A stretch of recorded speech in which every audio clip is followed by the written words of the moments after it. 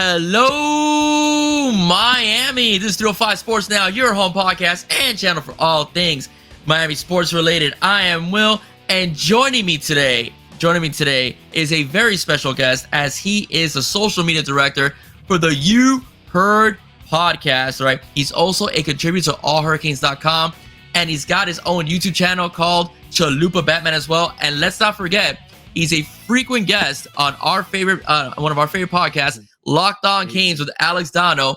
You are looking at Chalupa Batman. What's up, Chalupa? How you doing? I'm doing great, Brody. How you doing, man? How's it going down there in your special brand of heat? We both have heat. I got Texas, you got Florida. So how's it going with your special brand of heat? You know, we were blessed. I was at the game Friday night, and I got to see the game, and it actually had a breeze. Because and a cool breeze, because usually August was horrible. July too, but August was horrible. Yeah. Horrible. It was like taking a shower and sweat. I mean, it was so bad. But you guys, I think, have had it worse. I think it's hotter where you're at in Houston. It's been like 104, 109. I think the other day we broke the record. It was like a Saturday. I was at my dad's house helping him in his garden, and like I got a text from my buddy. He was like, "We broke a record today. It's 109." And I was like, I know. I can feel it. I'm in it. I know. But you guys got humidity just like we do too. So I feel bad for y'all too. Yeah, no, it's horrible. I mean, it absolutely is bad. It is bad. I mean, I love winter. Unless I'm at the beach, I hate summers in Florida. I'll be very direct with you. I know it sounds bad to say, because man, give me winter, where my grass doesn't, die and grow too fast. It also rains a lot here, as well. Yeah. In the summertime, the rain is furious, as well. So give me the winter, where it's 50 in the morning and then it's 70 at noon, and I'm good. Okay. So if we go to the Big Ten, you're not stressing any of these away games. You're actually looking forward to some of these away games if we end up in the Big Ten in the future. Yeah, I think so. I think so. I wouldn't want to go to Michigan in December, though. That would be that would be not happening. Yeah, someone who's from New York, I don't miss snow. I'm not a fan of snow. Plus, I've been in Texas for so long that this is just my home now. So snow and me, I can deal with it for a couple of days. Like I can visit snow, but I can't live in snow. Yeah. I've never seen snow before. What? Never seen snow before. Every single time I've gone out of town during the winter, that's not Florida, I've missed snow. Like I was, we were talking before we started. I'm a teacher, and I did a workshop with the Marine Corps, over there in Paris Island. We got to experience some of the stuff the Marines do. And I went in January. That's the coldest I've ever been in my life. Okay. I went in January. It was a high of 37 degrees and a low of 19 degrees at night. It was extremely cold. North Carolina had a winter storm, like a snow blast. Georgia had a snow blast. It skipped South Carolina. I don't know how. I don't know You're how. The anti-snow. Yeah, you I repel personally, you're the anti-snow. I repel it. And then I went to Georgia, for New Year's, after Christmas, for New Year's. This past year's, I love Georgia in the winter. And they told us, 3 days ago it snowed, because we got there like 3 days after Christmas. 3 days ago it snowed, and I'm like. What's crazy is when we moved to Texas, it hadn't snowed in like 10 years. Okay. And that December when we moved in like, I forgot when. I think it was September. And that December it snowed for like the first time in like 10 years. And I was just like, it followed me. Like I was furious. I was like, I thought I would be done with snow for the rest of my life. And then the first year I get here, like I remember like my stepbrother was like, "Oh, snow, it never snows here." And I was like, it's actually fun if you get to visit it. Like if you just get to play in it, it's not that bad. It becomes bad when you have to like shovel it and put salt down and all that boring stuff. You got to do all that with snow. And playing football, I couldn't imagine. Like I honestly could not imagine playing football in that kind of cold weather. Like hitting your hand or your finger on a face mask, or like your elbow on a face mask when it's that cold would probably hurt so bad. Like I remember when we would have like slightly cold practices in Texas, and like it was just brutal. Anytime you would you would hit a body part on something that it wasn't supposed to hit, a cleat hit you. I feel like everything hurts more in the cold. Yeah, no, I spoke to some athletes and they said, yeah, like they, especially Yeah. football players, they hate, unless you're from the area where you're just used to it, they hate, playing football in the snow. They'd rather just not, they'd rather just not. So that's why I think the Boston College game is going to be fun, because we're Yeah. going in November. So that's going to be pretty Oh, interesting. It's going to be, that's why I think the running game is really going to have to really show its hey, dominance. the way it's looking so far, the way the offensive line is looking, and Hmm. obviously we got a bigger test this week Yeah. with A&M, but I think the way the offensive line looked as a cohesive unit gives us reason to believe that we will be able to run the ball this year. I mean, the four-headed, dragon we've got in the backfield, and we've still got a couple guys that haven't seen action yet. Citizens getting healthy and getting back to 100%. We haven't taken, Chris Johnson out of the toy chest yet and thrown him out there. So I'm really, really excited about the run game and about the trenches on both sides. But I think we really needed to see improvement in the offensive line this year. And man, you watch that game back, and Matt Lee had a great game. Inez Cooper looked great. He's lost some weight, but he retained all that power, all that strength. He was just moving guys in the run Hmm. game. And then Mongo on the right side is just he's just amazing. Like Yeah. he is the sensational freshman. I think it was like the very first play where Paris had, I think it was like 11-yard run. CC gets a guy's breastplate, completely turned him around and just started driving him. Hmm. So that improvement in the trenches, it makes me really happy for the season. I was a little trepidatious about that because not that we don't have the talent up front this year, with guys like Cohen coming in and Lee, and then you got the young guys. Um, I knew we had the talent up front, but did they have enough time to gel? Hmm. Was my question. That we hired our offensive coordinator late, so then you worry, does that affect the freshmen a little bit more and the transfers who don't really have any frame of reference for how things are going to go? But they came out in the first game, they looked really good and really solid as a unit. TVD was untouched, so that has me excited for the season because obviously we've got playmakers on the outside, some guys that can, take the top off the defense, but that becomes a ton easier when you can run the football. Hmm. Linebackers start creeping up, safety start cheating in the box, and people want to see the team go vertical, but the formula for that is to run the football, get ahead of the chains and on early downs, and then you can keep the defense guessing, and then you can let TVD play back there. Yeah, they're very balanced. The balance of the team was 493 total yards, and it was 243 passing and 250 rushing. I mean, they like which was what Mario likes. The passing game to me was a bit vanilla, but I think that was on purpose. I think there's a reason why we didn't see Shamar Kirk or Tyler Harrell play much, in the game, as well. We Didn't didn't see see Ray much. Ray much either. As I'm saying, Ray either or any of the tight ends, with the exception of Riley Williams, towards the end in junk time, having that catch. By the way, he looked really good, as well. So I think that's on purpose, to not show A&M too much. TVD had some, even though he had this, you talked about this, I didn't see it because I was there, the stent in his finger, you Yeah, know, which explains why he put too much air under the ball during that interception. Kudos to the defensive back. He made an adjustment because it was a Restrepo had great passed catch. him. So he made an adjustment. He read TVD's eyes, but I do think if TVD would have zipped that ball, if it would have been 100% healthy, would have zipped the ball a little quicker, he probably wouldn't have that pick. It would have been a reception because the receiver was open at the time. I that throw frustrated me to no end, but I do think that was a lot of the. I mean, you try to throw a football with a splint on your Yeah. index finger. It's got to be hard. But when you watch that back, I don't know if it's the air that he put under it as much as the ball placement too. Like if he throws that ball a little bit, puts more air under it, and leads him towards the sideline more, I don't think he has the DB has a chance to drive on it like he did. Great play by him though. That's Mhm. insane ball skills to make that adjustment midair to catch that ball.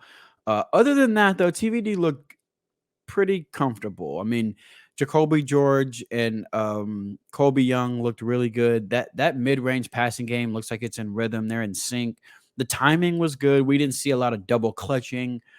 Obviously he's got good chemistry with X. We knew that. Mhm. But to see like, Kobe Young have a big first game, 4 for 79 in the touchdown. Jacoby George actually leading in catches with 6 for 56. Like, I think that was encouraging because there was that question coming in, right? Like, okay, well, we know Kobe, we know X. Who's going to be that other That third guy on the guy. Mhm. outside? I still maintain that Shamar Kirk is going to have a role in this offense. I think Shamar Kirk has a role like Kobe Young last year. I think because he came in so late, we'll see more of Shamar Kirk throughout the rest of the season. But I think Shamar Kirk can be the guy that is that complement to Kobe Young, because that young man can just do it all. But you've got a lot of different flavors at receiver now. You've got the burners with Tyler Harrell and Robbie Washington, who people sleep on, who's lightning in a bottle. You got Mhm. Ray Ray, who is, they just got to get the ball into that kid's hands. He's electric. But then you've got Colby Young, big physical receiver on the outside. Isaiah Horton, big physical receiver on the outside. Jacoby George, who is dynamic after the catch. He does really well after the catch, really shifty, but he's got the burners and some speed to take the top off the defense as well. I like that there's that versatility in the receiver room now. There's at least different options that Coach Dawson can play with, and I think that's why people were a little upset to see how the offense looked. The personnel groupings, I would say, kind of were a little bit like, hey, CB, why aren't we seeing? Why aren't we seeing? Remember, it's the first game of the year. You don't want to put a whole year's worth of film on tape for Texas A&M and for your future opponents as well. And remember, a lot of these young men that we want to see early were not here early. So they're adjusting. Our offense got installed late, and then they came in later than that. So I do think we'll see Tyler Harrell. I think we'll see Shamar Kirk. I think we'll see all those guys. I think Mario, after the game, said Ray Ray will play more and they'll get the ball in his hands more. I could see Ray Ray being like a 5 to 7 touch a game guy, whether that's 3 catches, 2 runs, and a punt return. I could see him being one of those guys that they can get the ball into his hands in different ways and let him create. Yeah.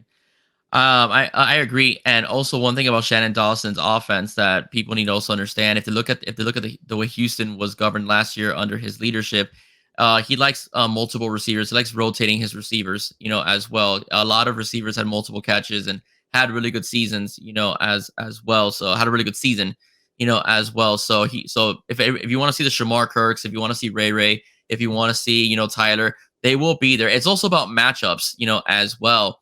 So I do think that they saw a better matchup, with Jacoby George out there than, let's say, Shamar Kirk or Tyler Harrell as well. So, but again, the offense was very balanced. I like what I saw. Ines Cooper in that pulling situation where he mauls that defensive back, giving Mark Fletcher that 20+ yard touchdown was a work of art. I'm excited Yes, to it see what they're was. going to do to A&M, this upcoming Saturday. I was also very impressed with the defense. There should have been at least 4 or 5 sacks in the game. The referees Yes. let a few holds go. There was one instance where Najee Kelly and Ruben Bay were both held at the same We're time both and no held. flag Yeah. was tossed. So I think that Gabber got lucky because he should have been on the ground a bit more than what the referees allowed him to be. 3 sacks in the game as well. The run defense played very well. The passing game, they shut it down. A lot of the yards that they got was more towards the end of the game where Yes. a lot of backups came in, which, by the way, held their own because they only surrendered 3 points overall in the football game. How did you see the defense? I liked Lance Guidry, the way he called the game. What about yourself? I liked it. I thought he showed some things. A lot of stunts, a lot of gaming up front with the defensive line. No complex blitzes, nothing crazy, but he did send some guys here or there.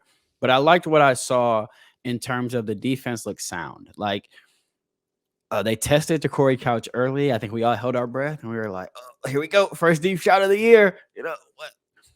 Great coverage in the guy's hip pocket. I thought it was interesting that we started out with Daryl Porter Jr. and Jaden Davis as the 2 starting corners. I think I figured it would be Daryl Porter and Devontae Brown, but we saw Devontae get a lot of snaps and get in there. I think that was matchup related too. A&M has bigger receivers, so don't be surprised if you see, Jadis Richards and Devontae Brown a bit more with some of the bigger receivers A&M has. What I liked, Will, to be honest, the front seven. Kiko Malinoa and Wes Yeah. Basaint, Mhm. sideline to sideline, downhill, filling gaps. They looked like how we've wanted our linebackers to look for a few years. I think both of them could be all ACC linebackers, especially the way Malinoa was playing. Wes to get his first career sack was awesome. But the defensive line played really well too. Guys like Jared Harrison Hunt put in a really good showing. Jafari Harvey Mhm. with I don't know if they went back and gave him the half sack for that because him and Bain got there together, but he looked really good on the outside. Ahmad Moten looked pretty good in the middle too. Branson Dean, man, that dude. I think that is a very underrated pickup for us. His ability to run sideline to sideline, him in pursuit on the backside is wicked. I think having somebody like that can get pressure up the middle too is really cool. And then our safeties. I have to give a shout out to our safeties because Yeah. James Williams looked really good in his new role. Set the tone early on that punt where he was the gunner. Cam just looked like all-American Cam Kinsons, all over the place, flying around, making plays. There's a play where they ran to the right side, and Mesidor, it was actually a great play for Mesidor and Cam, where Mesidor gets off his block. Cam just got there a little bit quicker than Mesidor did, but if you watch it, Cam is a bit of a blur. He flies from off screen and lays the shoulder on the running back, and you can, if you go watch it back, you can hear the hit, but it just seems like he's on another level this year, which is cool. The communication from the defense was really cool. You saw James moving guys around a few times on Wes's sack. He actually came up and said something to Wes and pointed to the gap. So I don't know if he sent him or if he reminded him he was supposed to go, but that communication was really cool. What I liked about Lance Guidry's defense, and shout out to Joe from the You Heard Pod. Joe always says this: you got to get off the field on third downs. Lance Guidry gets people off the field on third downs. They were 2 for 12 Yeah. Two on for third 12. downs. Mm-hmm. That was impressive. How many times last year did we just not get off the field on third downs? And it was just infuriating. So to see them only surrender, I think 31 rushing yards from the first unit. They finished with like 51 or something like that, or 55. Yeah. But a lot of that was in garbage time. To see us be that sound up the middle, I think that was just impressive. The sacks will come. We had the pressures. I think the sack numbers will come, but we did a lot of fun things. Nigel Lee Kelly dropping back in coverage, Yep. almost had a pick. So I think the sacks will come, but what I liked seeing was just soundness up front. Yeah. We saw penetration. We didn't see large running lanes. Really, they had their run game stuff from the beginning of the game, and the corners played assignment football, didn't get beat deep. We just looked like how we all wanted them to look going into this game. No disrespect to Miami of Ohio. They have built a solid team. They've got a really scrappy defense. I think they were top 20 last year, but they are in a lesser conference. When you see them on the schedule, that's a take care of business game. And we went in there and took care of business. We shouldn't have had Coach Dawson open up, the back end of the playbook to pull out, his tricks to beat a team like this. If we want to get back to where we want to be, these games have to be take care of business games. And they did for the most part. Yeah, I completely agree. The one thing I like about Lance Guidry, and I noticed it when I was watching when he was hired as defensive coordinator, when I was watching his film when he was at Marshall, is that he bears a similarity to Manny Diaz. Don't kill me, fans. Wait till I finish my sentence. All right. To Manny Diaz, in a sense, he likes aggression. He likes blitzing his linebackers. But the Yes. one difference that he has is that Manny Diaz's defense was high risk, high reward. You could get deep, in a wheel route, a slant, or screen because there's nobody covering that back end. With Lance Guidry's defense, he covers that back end. Hence, Najee Kelly dropping back into coverage. So if you do want to throw to your tailback, you will have somebody there waiting for you, whether it's a defensive end or whether it's just a linebacker that's covering, in case the blitz doesn't go according to plan.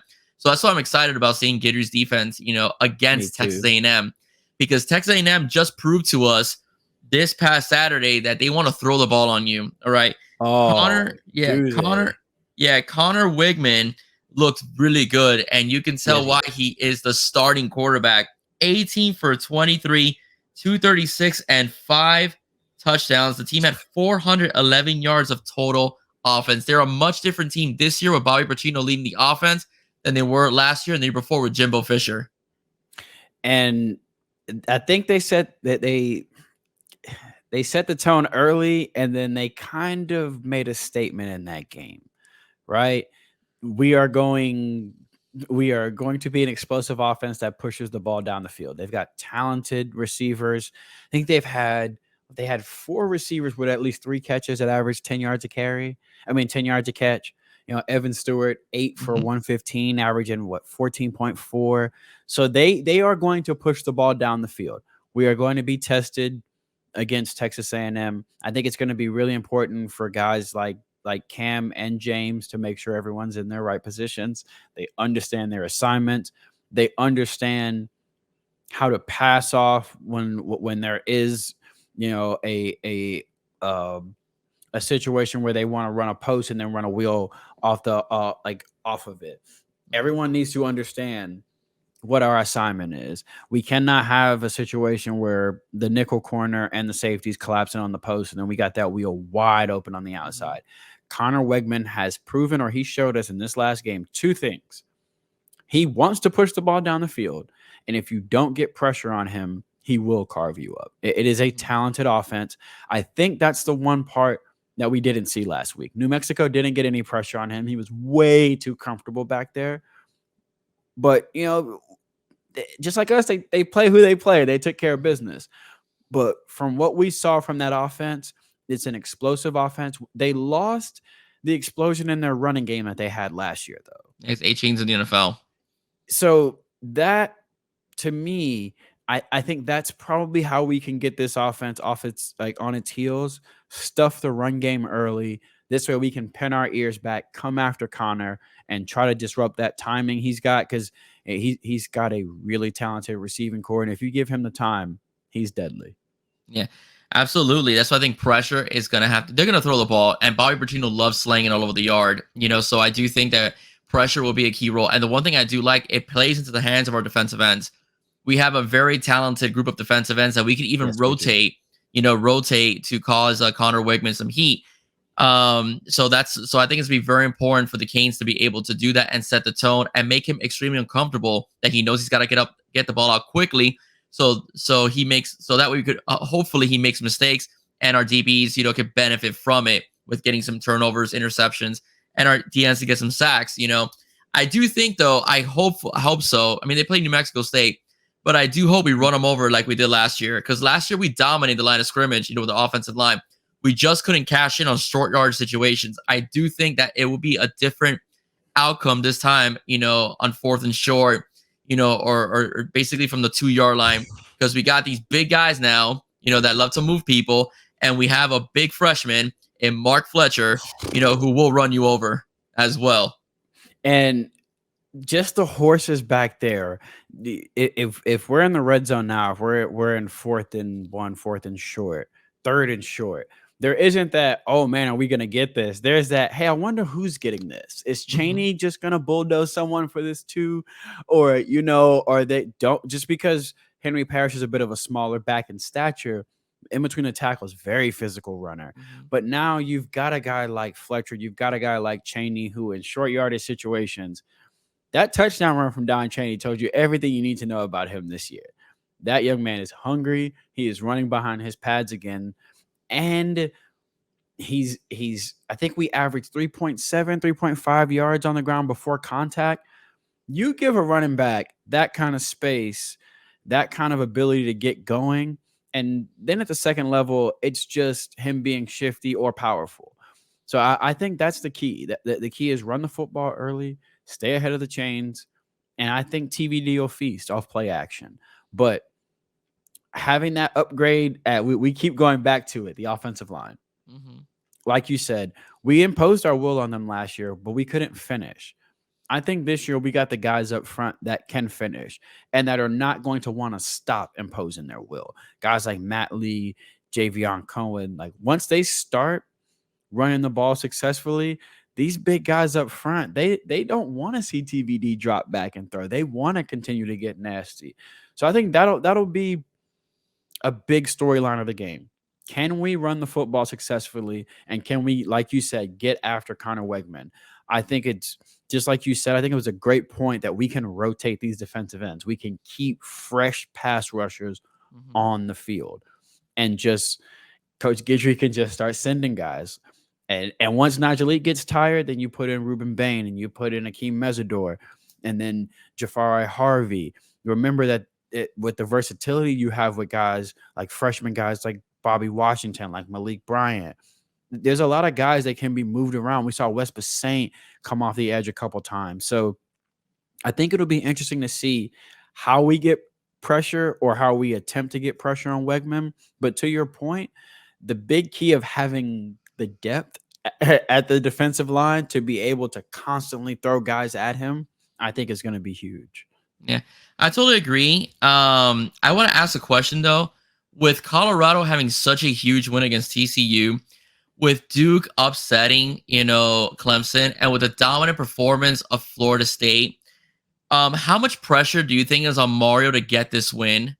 Seeing the fact that it's the second year, and Duke, doesn't have the talent, that Miami has, and basically Deion Sanders took a team, that played lesser competition because he took a lot of his, like from Jackson State over to Colorado and beat basically the national championship runner-up.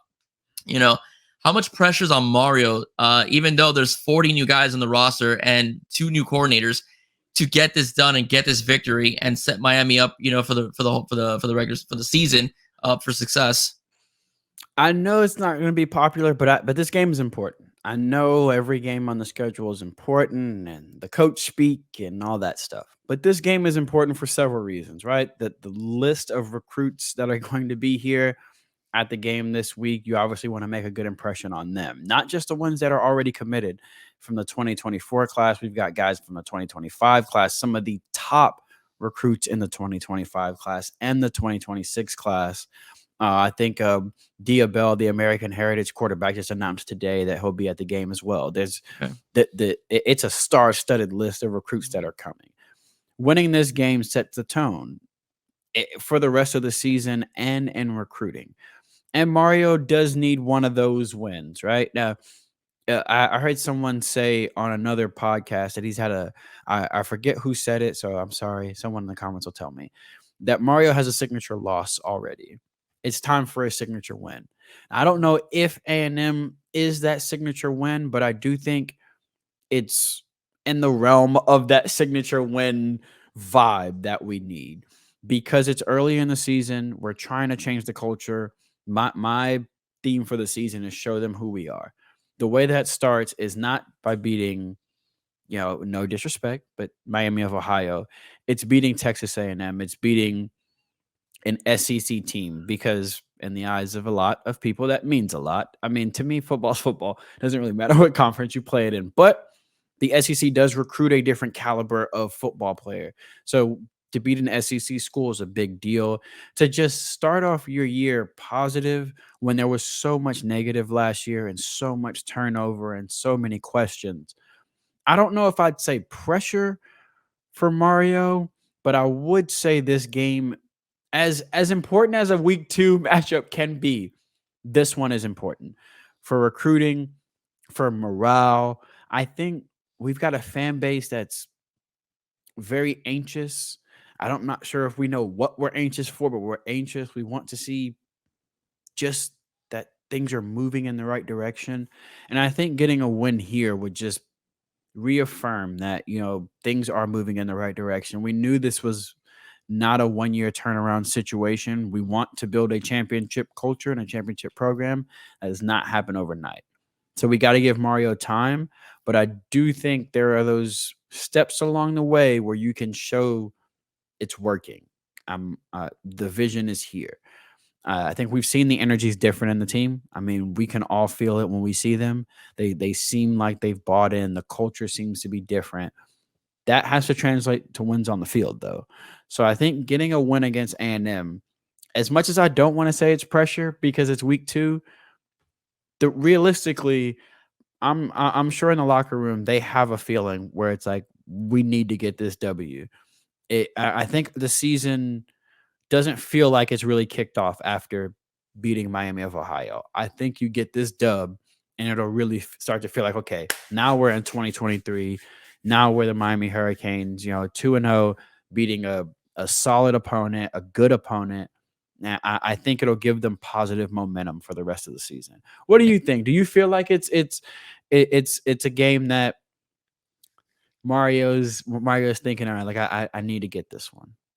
Yeah, I mean, he's very methodical, and to him, every game is important. So he's kind of a different breed. But as a fan, and I do think that this is a very important game. It's an SEC opponent. It's a team that the year before had the top recruiting class in the country. It's a quarterback that's coming in on a major high and is right now one of the darlings of what happened during the week. So I think it's a Yeah. big win. It's a quality opponent. Miami hasn't beaten a quality opponent. I can't even remember, since when.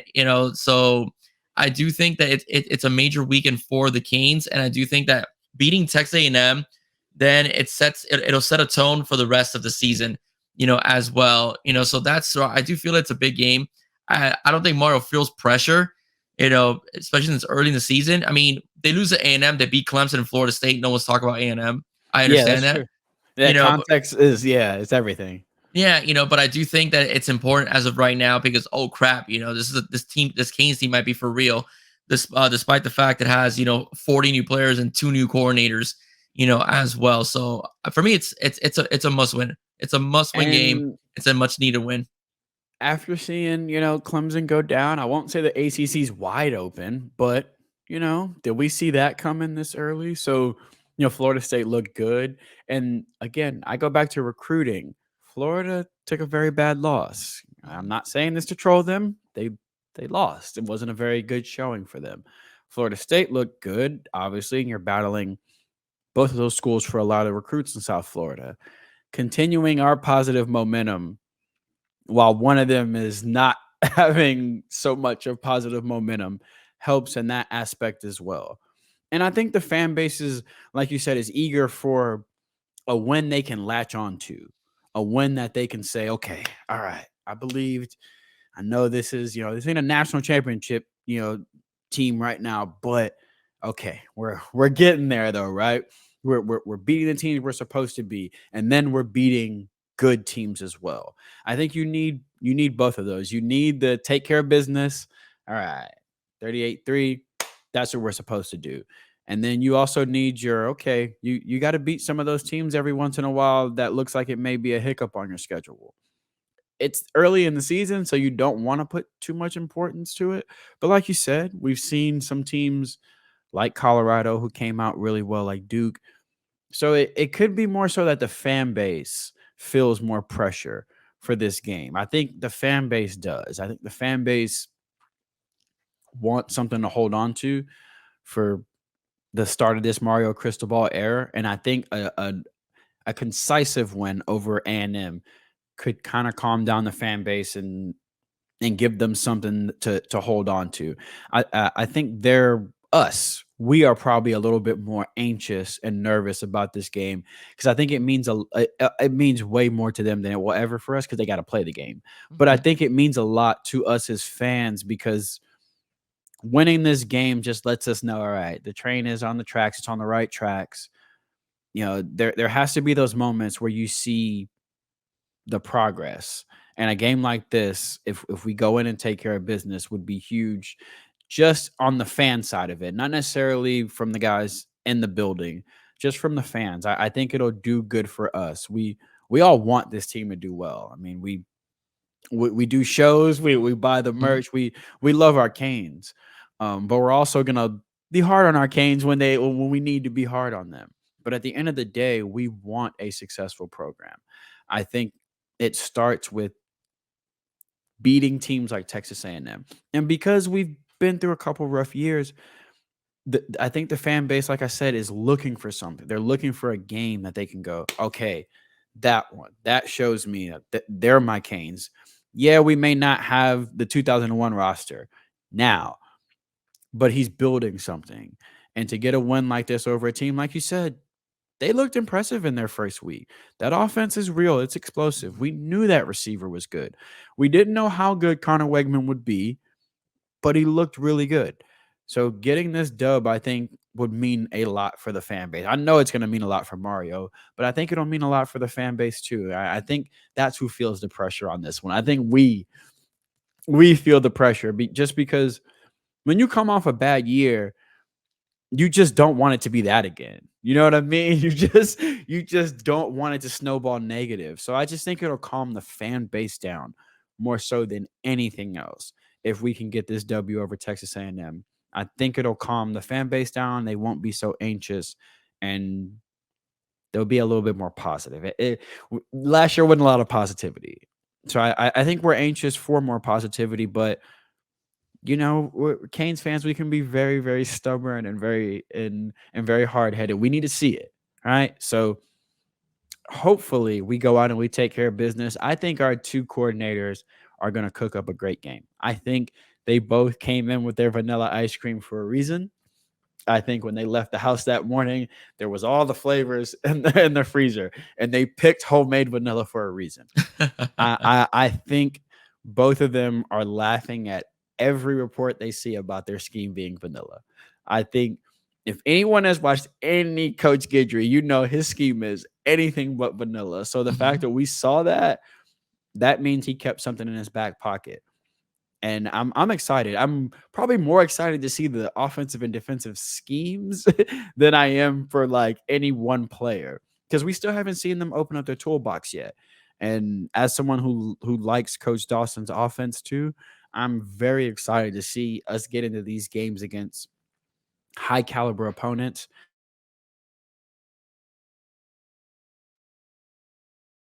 Mario is being told what he can and can't do. Coach Dawson is being told he only did that at a small school. Coach Guidry is being told he only did that at a small school. I think people forget that. It's not just the players.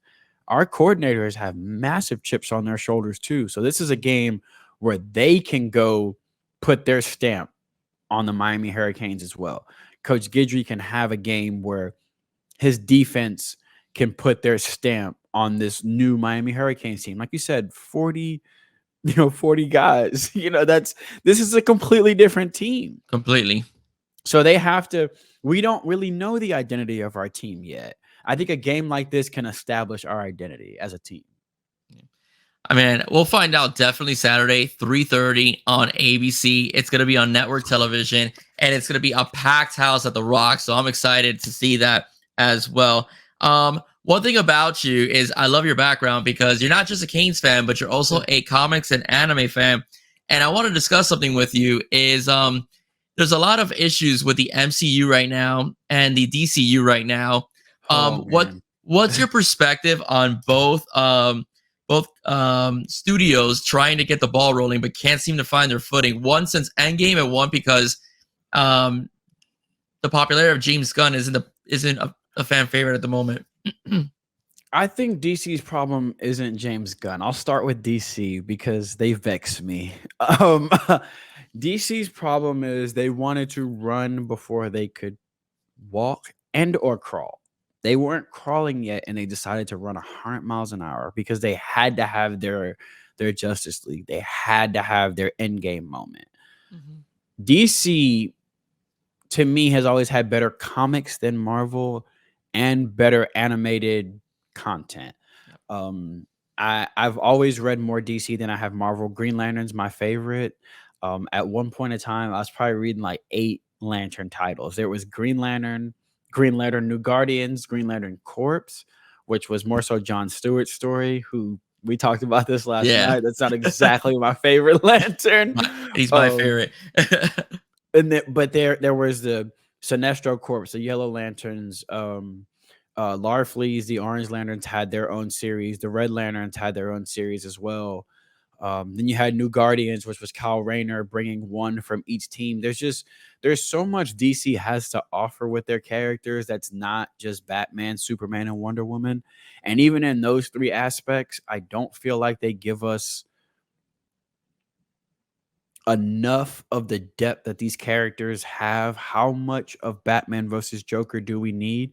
He's got the best rogues gallery that we've ever seen, yet we have seen the same repeated villains over and over. We still haven't had a Court of Owls story. Mhm. We still haven't had a Blackest Night story. There's these great stories DC can tell, and they tell them in animated form. Mhm. They just rushed the live action because they felt like they had to catch up to Marvel. I think James Gunn needs to be given time. It's hard because he was basically told, we have a universe, make a new one, but this stuff still kind of matters because they want to have a multiverse. That's their lazy way of saying everything we've ever made counts. But to me, the reason Marvel worked isn't because we all knew who they were. People like me and you knew who Iron Man was, but the regular, casual fan did not really care about Iron Man before he was, Robert Downey Jr. Mhm. As a matter of fact, they people used to make fun of Marvel when Marvel first rolled out, what they were gonna do with guys like Iron Man and Thor. They were called like the Marvel C-list team because they're not the Marvel, or they weren't the Marvel A-list characters, but they made them relatable. By the time the Avengers came around, you'd been through Tony's journey, not just in movies so that we can get an Avengers movie. You had been through actual journeys with Tony, with Steve, with Thor. You built a relationship with them. We went into Justice League and met Cyborg and was supposed to care about him. Yeah. But I just met you, buddy. We knew Cyborg, right? So like we're like, oh, cool. But I've got friends that are like, Corey, why should I care about? Like, I don't really care if him or if he saves his dad, if his dad saves him or not, because I haven't had movies or TV shows to get me invested in them. I think James needs that time. I think if he can get some distance from the Snyderverse, which I feel bad for Snyder too. He never got to finish his vision. Um, and a lot of that was Warner Brothers. Like he didn't want to do a Batman versus Superman. He wanted to do a sequel for Man of Steel, but they didn't want that. So he has to shoehorn all these people into a movie. I think if you just give one guy time and let him build his vision, I think DC will be fine. But they have to do it with blinders on. Stop looking over there. They got a head start on you. It would be like Marvel right now trying to do what DC has done in their animated movie universe. Mhm. That their animated movies are amazing. If you're a fellow comic book guy, Son of Batman, one of my favorites, Under the Red Hood, fantastic. Assault on Arkham, like for the most part, if you go on HBO Max and you look up DC and it's an animated movie, it's a good movie. Mhm. They just need to translate that kind of storytelling and world building into live action and not look at Marvel. Yeah. Marvel's issue is too much. It was too much. After Endgame, we got the first slate of Disney Plus shows. Those were Yeah. shows that were characters we knew, right? WandaVision, Loki, Captain America, and the Winter Soldier. These were characters we knew and loved already. The next phase gave us characters they were introducing to us. I marked out for Moon Knight. Most of my friends did not care. Why should they? They don't know him yet. I think people have a people like to call it MCU fatigue. I don't think it's fatigue. I think the bar was set very high. And because the bar was set very high, your universe is big, you can't insult people's intelligence anymore. We just had Secret Invasion where the president, well, there was an assassination attempt on the president. Spider-Man, Captain America, nobody called. Nick Fury shows back up after all these years and nobody shows up. That doesn't make any sense to me. Because you have such a big universe now, you can't do small. You just need to learn these characters' stories because the question is, wait, if they're in New York and someone almost dropped a building on someone, where's Spider-Man? Well, this isn't his show. Yeah, but he lives in New York. Would he just like look out the window and go, I don't know that villain? That he would show up. So I think Marvel's problem is the the fans know too much. We know, hey, that guy's just one state over. So how come if the world was gonna end, he didn't show up? Mhm. Right. I think fans didn't want another learn these characters again after Endgame. The bar was set so high, they wanted the bar to continue to go.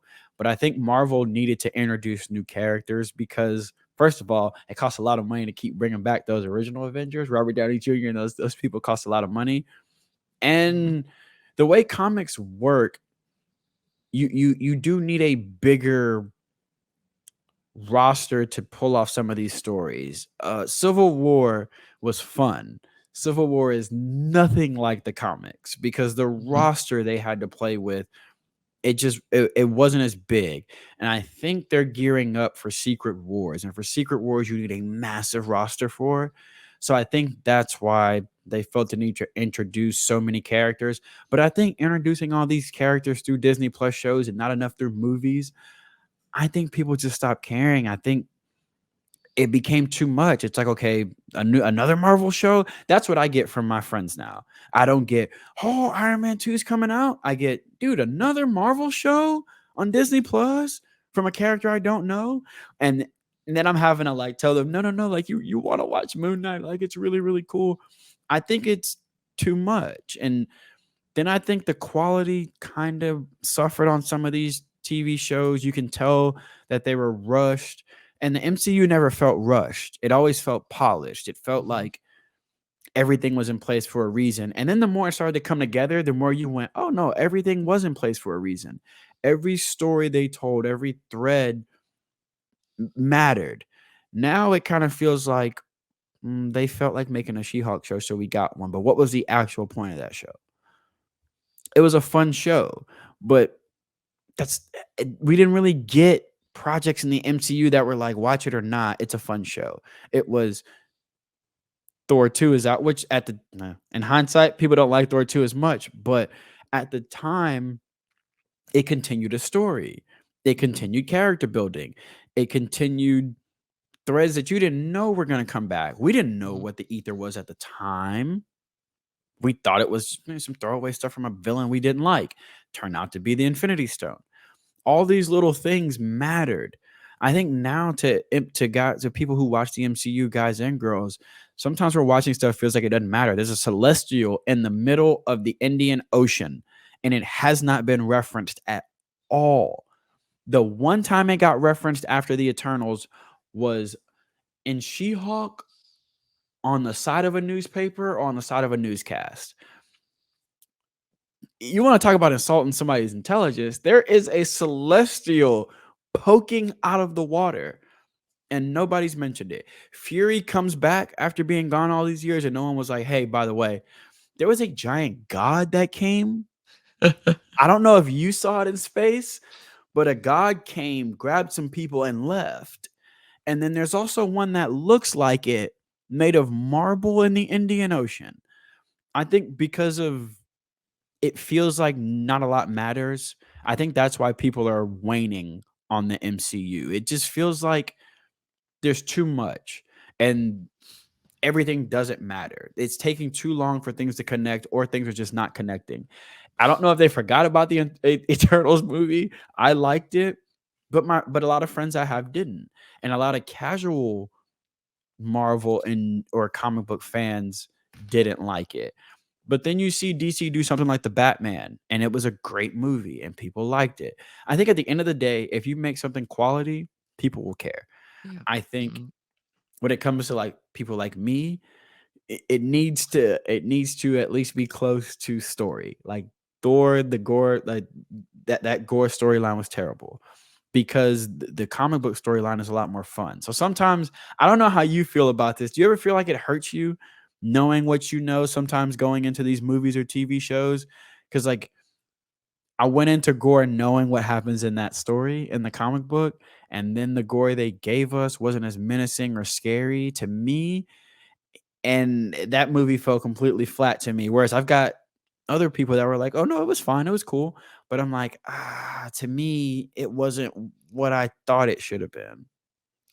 Yeah, I mean, for me, I agree. I agree with you. I'm not against tweaking a storyline a little bit for film or for an animated show, if it's done in good faith and it's done with taste. Like for example, I don't know how people felt about it, but I loved it. The Death of Superman, the animated version on DC. It wasn't. Oh, I personally liked the comic book more, but I like what they did, as far as like as far as like having the death and then taking your time and then doing the reign of the Superman. I thought that was fantastic. What bothered me is how they screwed up Injustice. I was dying. I was dying for a storyline for that video game, and it was just atrocious because they rushed it. They rushed it. They did it in one movie. It should have been at least two or three. Like the Dark Knight Returns. The Dark Knight Returns is comic book esque, and it was very integral to the comic. It respected the Frank Miller version, but it was done right in two parts. And the casting with Peter Weller voicing the Joker and Michael Emerson. I'm sorry, Peter Weller voicing Batman, an older Batman, and Michael Emerson voicing the Joker was fantastic. That's what I like. So you could tweak and play with the storylines a little bit, as long as I know, especially when I know a fan's doing it. Like Christopher Nolan loved Batman. You know what yes, I mean? He grew up a that fan. matters. Yeah, just like I'm willing to give James Gunn a chance, because when I heard him speak about the DCU, he spoke about it with passion, and he spoke about it from a fan's perspective. And I think that's important. What I think killed, the Batman universe back in the 80s was the fact Joel Schumacher wasn't a real fan. To me, he was a clown. He was a Yeah. clown, and Warner Brothers didn't really understand the character because they wanted to sell They Happy Meals. I was gonna say they turned him. Yeah, yeah. It was really bad. Christopher Nolan's like, I'm gonna do it my way, and you're gonna make money. Trust me. And he was right. To have his vision, it slowly built up, and he took a bunch of storylines together, and made those movies. But he melded it well too. He Very melded it well. well. And that's why I don't mind, them doing that. But like I said, Injustice, the way you felt about, Thor 3, and it's the same way I felt about Injustice. I'm like, this was a great storyline that you could have made 3 movies possibly with it. Doesn't cost that much money because you have the actors in a studio instead of putting them on, sending them on location. And they dropped the ball. Yeah, they dropped the ball. But I love the Under the Red Hood. I loved Under the Red Hood. I loved, the the Court of Owls that they did with Batman. Great too. That's another great comic too. It is. I loved it. Read it. Loved it. Saw the movie. Loved it. The last Halloween was fantastic. I haven't seen it. I need to watch that. Fantastic. Parts 1 and 2 are fantastic. I need to Jensen watch that. Ackles should be the next live action Batman. I'm so sorry to say this. I know, but he should be the next Batman. At least in the James Gunn universe, because he's kind of seasoned, and they already want Robin. So he should be the next Batman. So I think that's what I really want to see. To go back on your point about being too much, I also think the MCU and the DCU are oversaturated. I like going to the movies. I don't want to have to follow She-Hulk, Moon Knight, it's huge. The Marvels. Now. It's too much. I have a 3-year-old. I don't have time. I don't have time. I tell people all the time now, it's hard to get new people into the MCU. You want to know why? Because you got somebody like me that's like, well, you got to watch this. And if you're going to watch that, you got to watch this. And if you watch this, you got to watch that. If you skip that, you need to watch this video because you'll be so confused when you walk into this. And I think for someone that's new coming in, they're like, I don't have the time. Like it's the One Piece argument for anime fans, right? One Piece is a great show. It's at 1,000 episodes. Where do you or when do you start? Or do you even dare to? You know what I mean? Like you're never or you feel like you're never going to catch up anyway. To DC though, you want to hear something very interesting that it's going to take you by surprise. And it's going to take a lot of people by surprise because he's in my name. I'm not a Batman fan. I'm actually not. I love all of his Robins. To the point where like my other than GL, if I had to list a top 5, most of them are Robins. Except for Tim Drake, because he broke kayfabe when he told his dad he was Robin, and that bothered me. And I don't think I ever forgave him for that. I've never been a big fan of Tim Drake, but Dick Grayson as Grayson as Nightwing, even like the little side comic he had as an agent when he was like agent like 42 or whatever it was really fun. I'm a big Dick Grayson guy. I love him to death. Jason Todd, as Jason Todd, as Robin, and as Red Hood. Red Hood and the Outlaws, one of my favorite comic book runs too. When he had Speedy and Starfire with him, Mhm. huge Red Hood fan. Damian Wayne to me is just one of the coolest comic book characters of all time. I actually have a Damian Wayne figure I'm looking at over Mhm. there. I think Damian is probably my favorite Robin.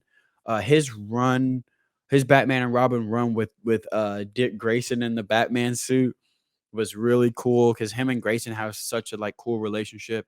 So like I'm a massive, massive fan of all the Robins, but Batman has never really been someone I really enjoyed. I think I like him, but I'm not a fan. I like the newest version of him. Um, I thought Pattinson played him really well. I don't know what it is about bats. I've just never been a bats guy.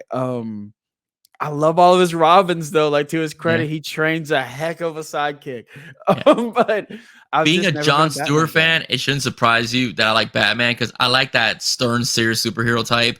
See, that makes That's sense. my thing. Yeah, Yeah. as a kid, Batman wasn't fun. Like I, John I like Stewart, the. I try to explain this to people. They're like, "Why don't you like John Stewart?" I'm like, "Cause he wasn't fun. Yeah. Cause he's not fun." Guy Gardner was fun, but when I was a kid, I grew up in the '90s. Kyle Rayner was the GL when I was a Mhm. kid, so I knew how. And then there was this new kid on the block. There was, and I've always had like a really big imagination. I used to draw when I was a kid. I used to write. I used to have my own comic book. Recently, actually, I had my own comic book. So I've always been very creative. So to see a Green Lantern be younger too, Kyle was younger, and his whole thing was he was an artist. So his constructs were way better than anything we've ever seen. Whereas Hal would think to make a big samurai sword. Kyle is going to make a samurai, a Okay. detailed samurai, where Hal would think to make a Gatling gun. Kyle will build a tank. Because he's an artist, he looks at his constructs in a different way. They're very creative, they're big, they're elaborate.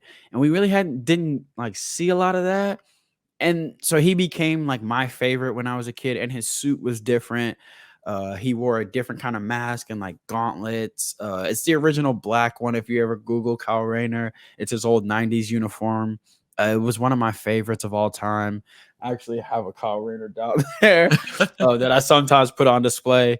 Um, so Kyle, in my formative years, Kyle was the GL. So he was like the Green Lantern that I really really attached myself to, and he was fun. And then we got John Stewart, who was very serious and Yeah. very no nonsense to the point where like he even stops Guy Gardner from having fun. So he was just he was like my parent until the storyline with him and Mogo. That's when I really started liking him. He had to kill Mogo the Living Planet, and he's facing death because of it. And he had a reason to do it, and it was the right thing to do. And oh, what is her name? I think it's Vanity. The oh, I forget her name. The Star Sapphire, that's his wife. She knew why he did it. And as the reader, we knew why he did it, why he had to, because Mogo was infected by Parallax at the time. Um, but he didn't want to say that to anybody. His John's thing was like everyone don't need to know my reasoning. Like I'm a stand-up guy, and I had to do something that needed to be done. I'm not going to beg and plead. If the consequences to my actions are what they are, that's what they are.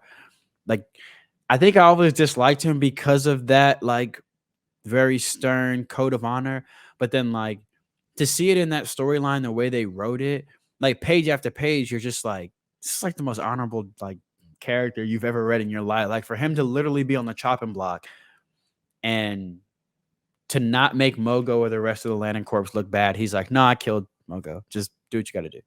Like that storyline for me, and I was older too. So I was like, I was in my mid 20s when I read that. I wasn't, 16-year-old Corey who wanted John Stewart to tell a joke.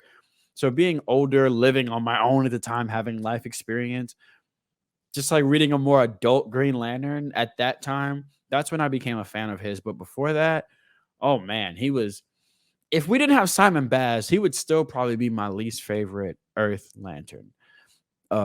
It's Kyle, Hal, Guy, skip a space, and then John Stewart. Yeah. And then Hal and Kyle, you can kind of interchange. The way I look at Hal is probably one of the first superheroes that like I really liked. So when people ask me my favorites, I never name him because to me like that just kind of it's like my dad with Notre Dame. Like my dad likes Notre Dame and it's just been my life. Hal was in my life. I think when I first started reading comics, GL was probably one of the first ones my dad got me. They wanted me to read, and I didn't like reading, so my dad got me comic books because he used to collect comic books. So he used to collect Iron Man. He had the first 15 issues of he had the first 14 issues of Iron Man. 2 through 14 actually is what he had as a kid. He didn't get number 1 because he didn't get to go there on time, and that's how he actually paid for college. He sold his first 14 Iron Man comic books. Wow. Yeah. Oh, he almost had a heart attack when I took him to a comic book store when we moved here, and we talked to the guy about it, and you could tell the guy behind the counter thought my dad was just telling him a story.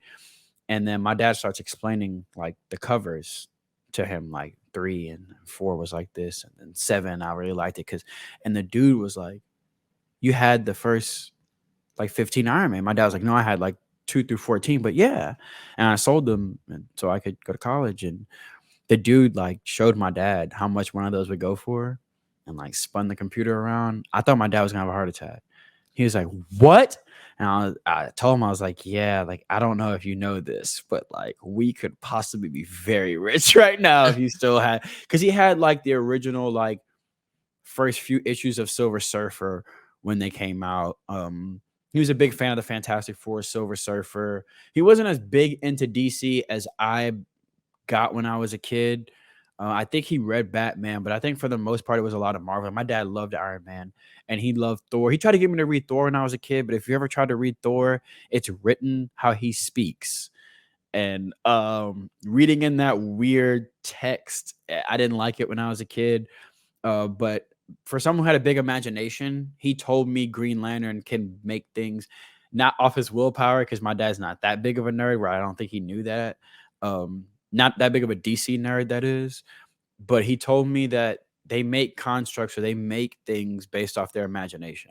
Yeah. And as a kid with a big imagination, I was like, what? Like, that's a superpower that you could have? Like, I could.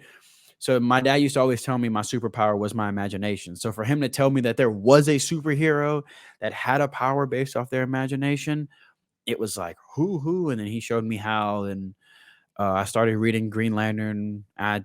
I think that was the first comic I ever read.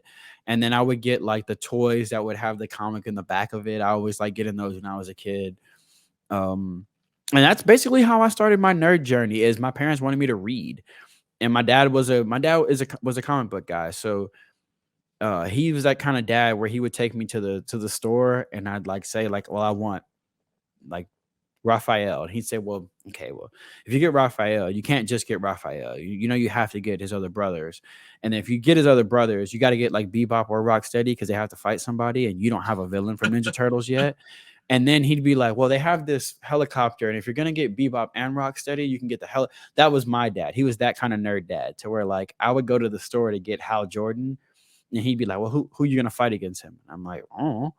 And he'd be like, so there was a comic book back in the day with this guy. Oh, here he goes, Dark. So here, this is Darkseid, Corey. Darkseid is someone, and like that's the kind of dad he was, where like That's we'd cool. leave That's with like super 8 cool. toys because like I wanted a new Superman. But he was like, who's he fighting? And I'm like, well, I got an old Bizarro. He's like, but they have this guy here, and you could put him. So that my comic book fandom started at home. Like my nerddom started at home. We watched Star Wars from the time I can remember. We used to have lightsaber fights in the house. I remember, watching the original trilogy with my dad every weekend. And then when the prequels came out, it was so cool because I remember the day when he told me about it. He was like, you get your own Star Wars. That's how he told me. He was like, like it's not my Star Wars now that you're rewatch. Now you get your own and your own characters. And so it was really cool being a kid and not having that imagination and that love for comics like shut down. I didn't really know that wasn't cool until other people told me it wasn't. Like I was like, wait, what? Everyone doesn't read comic books and like chew the bazooka cup. Like I thought that's what everyone did. So like I never really had that frame where like I thought that stuff wasn't cool because my dad's my superhero. So if my dad Mhm. likes it, I was like, oh, it must be cool. And then the older you get, you meet like-minded people. When I started cosplaying, I was never really into anime until I started cosplaying, and then I met these a bunch of friends that were like, "Oh, you gotta watch this," and if you like Dragon Ball, then you'll like it. And so I just started watching anime like crazy, and now I've got statues galore of it, and so much of it too is just like word of mouth. You meet another nerd, and he's like, watch this. I met a dude at a con. I didn't even know him. We hung out at a con one day, and he was like, "Have you ever watched One Piece?" And I was like, "No." And he was like, "You know who Monkey D. Luffy is?" And I said, "No." And he was like, "He's you." He's like, "You need to watch it." And I was like, all right." Man, he told me it was at the time it was like 800 episodes, and I was like, "Dude, I'm not watching this." And he was like, I remember telling another friend that someone told me I was Monkey D. Luffy, and he was like, you are. You need to watch that. So a lot of that too is just the community of comic book fans and cosplay and all that fun jazz. It's fun now too because I mean you can attest to this. Like we can go to Walmart now and buy a Deadpool keychain. You Mhm. couldn't do that, 5, 7, 10 years ago. You can go to the gas. I can go to my gas station right now. And the other day I bought an Itachi Uchiha thing for my keychain. You weren't seeing that in stores years ago. So the way I like to tell people, like, just it's fun being we're like in the best time to be a nerd because the things that like we wanted when we were kids, we have. Like I would have killed to see a live action Green Lantern movie when I was a kid. The one they did was terrible. I Mhm. went to see it in the movies and then I bought it on DVD. You want to know why? I'd rather have that than not have it because when I was a kid, all I wanted was to see GL on screen. All I wanted was to see more than just Batman. And the Batman movies when I was a kid weren't good. Like I didn't like the suit with the nipples and the Yeah. weird. I liked his Batmobiles; those were cool because they made the toy back then that turned into the boat and then the plane, and Mhm. then so that was cool. But I didn't really like those movies. So as a kid, like I would have loved to see. I want to see different types of Spider-Man, and to this day, I do. Like I want to see Scarlet Spider and all that. But to be in this day and age now, and like when we get off this, I can pull up Disney Plus and watch Captain America if I want to. Like when I was a kid, I just dreamed of stuff like that. Like Mhm. we would get cartoons, but if we got TV shows or movies, most of the time they were very cheesy and they weren't any good. So to be in this day and age and like I can watch Deadpool like right now if I want to. Or like I said, I can go to my Walmart and get a Deadpool t-shirt. When as a Deadpool fan, I remember when a statue would come out for Deadpool, if you didn't buy it like within a week or two, you were screwed because they probably only made like 50 of them. They weren't going to be at your local comic book store because no one knew who he was or cared who Mhm. he was. So if you didn't order it when it came out, it was 350 when it came out. It's instantly $1,000 now because you can't find it anywhere. And if someone wants to sell it nowadays, I can go to my local comic book store and buy a statue of anybody I want. So I love the era of comic books and comic book movies that we're in. But I do agree with you that it's probably reached that point where we need standalone things. Like everything can't be a part of everything. You just can't keep up. Mhm. We need that's why I do like what DC's doing with like Joker and with the Batman, where come watch the Batman. You don't have to watch anything else. Just watch the Batman. And if you like this Batman, cool, we'll probably do a second one. But that doesn't mean that you have to make sure that every Wednesday night you watch, the HBO show to see what this guy's doing. Mhm. So I like what they're doing with their Elseworld stuff. Marvel probably needs to do some of that because even for someone like me and you, like we're sitting here talking about the fatigue, and we're their primary audience, but Yeah, absolutely. you can't keep up with it. Like I've watched everything. And let me tell you, it's exhausting. it's Mhm. it's it's absolutely exhausting. Like my fiance doesn't watch everything, Yeah. and she'll tell you like Miss Marvel. She's like, I don't, I no, like Yeah. she's just like no. What DC did was very smart, especially in the 90s and the early 2000s, is that they knew when to stop and then they would just start something new. So, for example, the Batman animated series, they wanted Oh, to do crossovers with Superman, which, by the way, that's what got me into Batman, by the way. It was the 1989, 1992, and then the animated series with Kevin Conroy voicing and Mark Hamill as Joker. Kevin Conroy, for me, will always be the voice of greatest, Batman, the greatest of all time. greatest, Hands yeah, down, the greatest voice to ever. probably the greatest cartoon of all time if we're gonna be completely honest. Oh, no, it won Emmys. I mean, it was just Yeah, that good.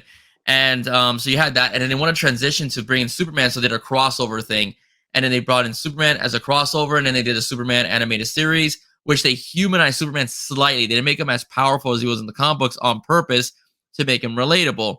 And then they stopped that, and then they created the Justice League, then Justice League Unlimited, and so on. So they knew when to stop. Dwayne McDuffie was a genius when it came. God rest his soul, was a genius when it came to creativity, and that's something that I think is missing because they've made so much money off of it, and I'm glad they have. But like even James Gunn right now, the only thing I don't like about his vision is that the cartoons will connect to the movies, and I'm like, you gotta, yeah. There's that. it's There's like, that. come on, Oh dude. God, I gotta. So Star Wars did this thing with the High Republic. They were taking us way far back.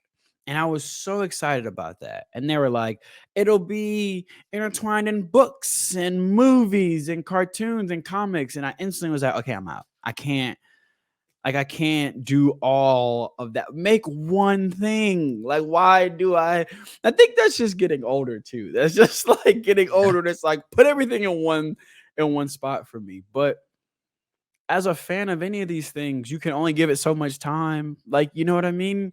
Mhm. We you There's not enough time in the day sometimes to be a full-fledged Marvel fan. There's just not.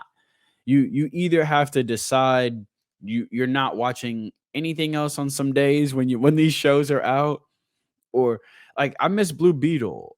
I forgot about it because it's every other it feels like every couple months there's a comic book movie that I have to go see. Yeah. So sometimes they just fall through the cracks and I'm like, "Oh, man, I wanted to see that really bad." But I just was at the movies watching, X, Y, and Z that's supposed to connect to this, Mhm. and then when they start to disappoint you, it's harder to find the extra time for it. When you do sit through a movie and it's like, okay, the quality's falling off, the storytelling is falling off, or this TV show was boring me to death, then it's hard when the next one comes out to go, I'll drop everything for it. Marvel had us in that I'll drop everything for it phase. I don't know how they find that again, but I think they need to. I think Feige said he was scaling it back a little bit, and I think that's a good idea. I agree. I think focus on the few things you want to do. Do not oversaturate the market. It- People can't go to that many movies. It's too much. So dial it back a little bit, and then maybe if a project comes out and it's out for a little bit, it sits on us longer.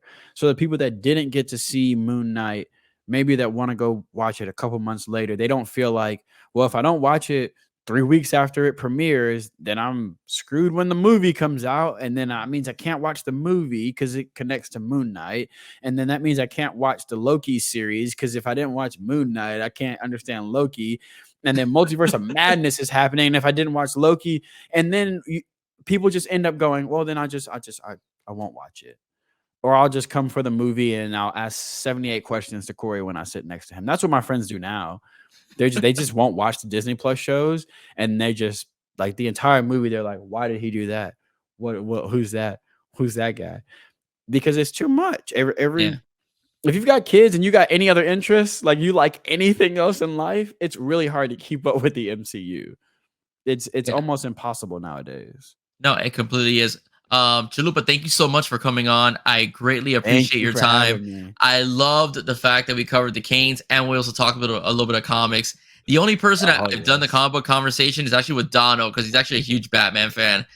So we had a good time chatting it up about that as That's well. actually he's the reason I'm called Chalupa Batman. It was Oh, on really? my Twitter, yes, as a joke, from a show called The League. It's an inside joke with me and some friends. Okay. It's not something I'm called. Like, my friends don't call me. They do now, but they never called me Chalupa Batman. It was a joke because it's a joke from the league. And then Dono started calling me Chalupa Batman on Locked On.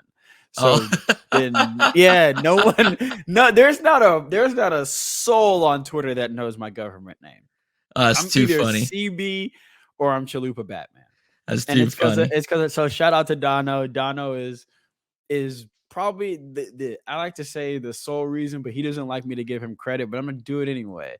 If it wasn't for Dono believing in me and sharing my evaluations and the stuff I was doing, I don't think many people would know who I am. Like, he's the first, like, he would share my stuff and tell people, to pay attention to it, and would shout me out on the podcast. Like, I didn't even know what a StreamYard was at that time. Like, I was so far from, I didn't think I'd ever be behind camera or anything like that. So if it wasn't for Dono, I don't know if I'd ever be pushing myself as much as I am now. He kind of put my name out there, and like, so all the recruits and coaches that follow me, it's all because of Dono.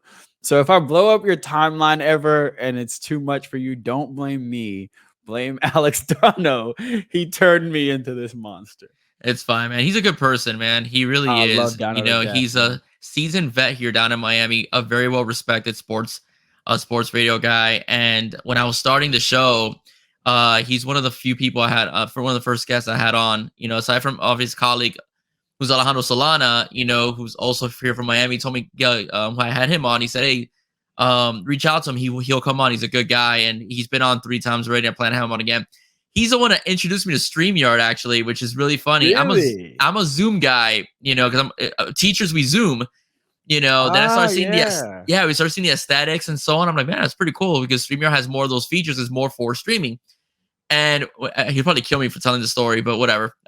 He would have trouble when I would contact him to go on Zoom. Something would happen to his Zoom. He's like, he couldn't get his picture on, and he had to figure it out. So the last time he was on, his face couldn't come on.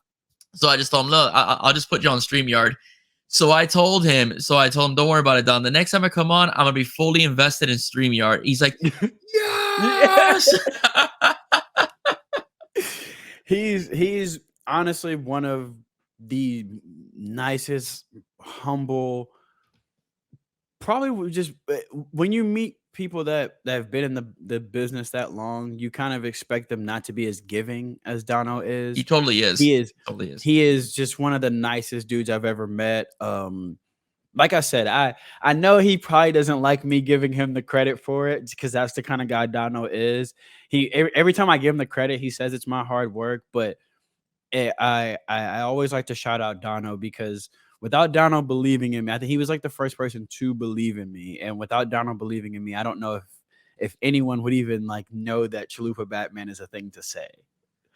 Yeah, he's a cool guy, man. And so are you, man. I had a lot of fun talking to you We as definitely well. got to do it again. Yes, I was about to tell you the same thing. We definitely got to do this again.